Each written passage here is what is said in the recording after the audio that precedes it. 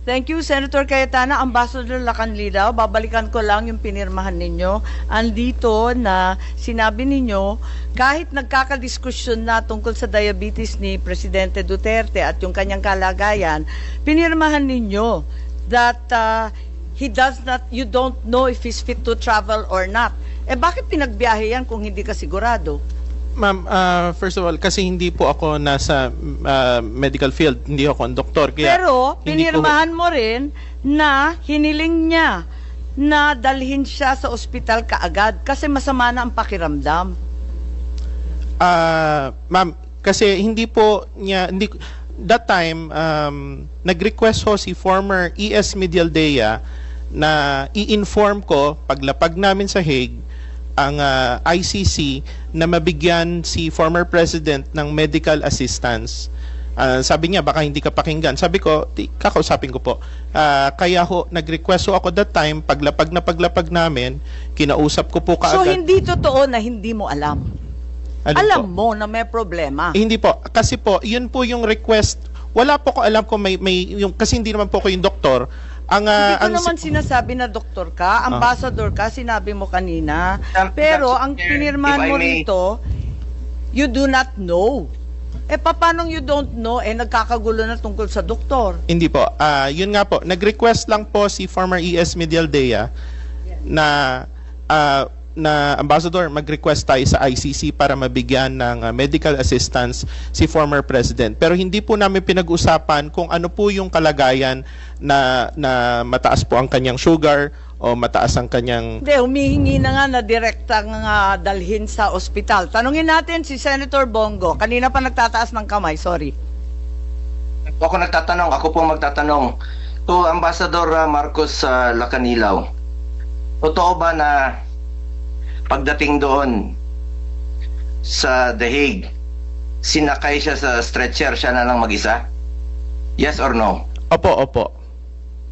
Hindi nyo na sinamahan? Hindi po kami inalaw ho ng ICC. Paano yung mga medisina niya? Yun pong kanyang personal nurse together with the PNP doctor, nakipag-coordinate sa doktor ng Hindi ICC sila and pinababa? binigay ho yung... Yes or no? Ano po yun? Hindi sila pinababa? Hindi po, hindi po. Wala siyang kasama binaba? Wala po, siya lang po. Siya lang mag-isa? Opo, opo. Alam nyo ba marami siyang medisina, 27 yan araw-araw? Kung ano yung pinainom sa kanya hanggang ngayon po, hindi pa rin pinapainom sa kanya kahit pinagdalawang beses na pinadalahan siya mula sa Pilipinas, hindi pinapapasok. Dahil gusto nila sila ang maggamot. E paano na lang po kung hindi hiyang o hindi naayon sa kanyang karamdaman? Yung nasa Villamor pa lang po, si dating Pangulong Duterte, mataas yung blood sugar niya. And he is due for check-up po, March 12. Andiyan dyan po yung nurse niya. Monthly po yan. December, January, February, March. Buwan-buwan po yung kanyang medical procedure. 80 years old na po yan. Buwan-buwan, ako mismo sinasamahan ko. Pati yung gamot niya, buwan-buwan, ako rin po nagpapadala. May karamdaman na po si Tatay Digong. Alam niyo po, ganitong totoong kwento. Para alam niyo lang po yung totoo. Nung dumating si dating Pangulong Duterte, andyan dyan po yung doktor niya. Harap ko po si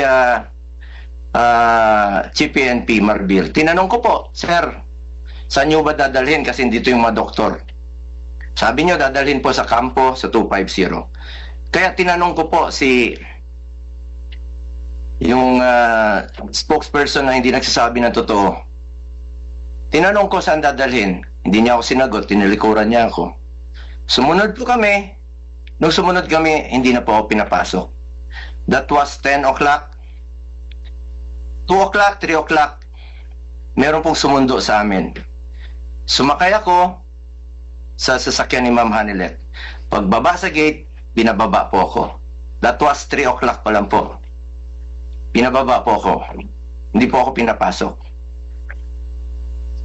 Respeto lang naman ang hinihingi ko. Just for the record. Sino bang pumigil nito?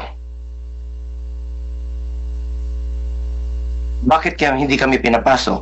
Kaya hindi po ako nagtataka kung hindi po pinapasok si VP Sara nung gabi. Paano papasok? Sarado na yung gate. As in, sarado. Lahat po ng gate sa kampo, sarado na po. Nung sinubukan ko pong pumasok, nagpaalam po kami. Pinababa po ako. Kahit nakasakay na po ako sa sasakyan. Nakiusap na lang po ako papasukin yung mga doktor. Yung 3 doktor po. It took you about 3 hours, 4 hours pa po. After his arrival, bago pinapasok yung doktor. Yung oxygen niya nandoon, yung ambulansya po nandoon. Inantay muna about 3 to 4 hours. Or even 5 hours bago pinapasok po yung ambulansya. Pati yung doktor niya. Doon pa po nalaman na mataas 300 plus po ang kanyang blood sugar. With that findings, kung talagang chinek up ng doktor ninyo ng maayos, he is not fit to fly. He is not fit to fly. Due for check-up na po siya and admission po, March 12. You may check with his hospital sa Cardinal Santos. Naka-reserve na po yun.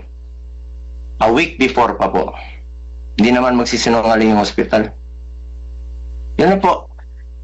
Yung gusto lang natin malaman dito, yung katotohanan lamang po. The truth. The truth. General? Kung ano lang po yung totoo. Salamat po.